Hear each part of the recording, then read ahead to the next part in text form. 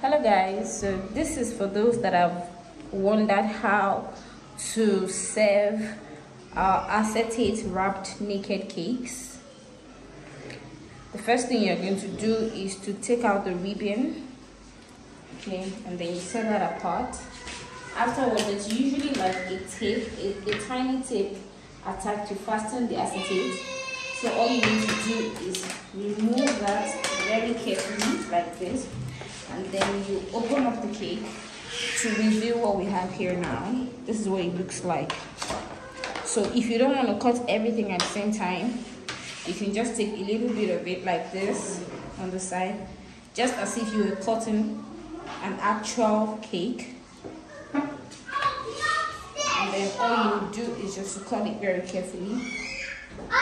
This is a client's cake, so alright, so there you have it, guys.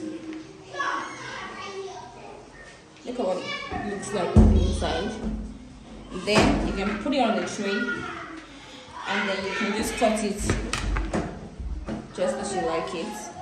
This is what it looks like on the inside. So it looks like on the inside. And that's it. I hope you found this helpful. If you did, let me know in the comment box. Bye.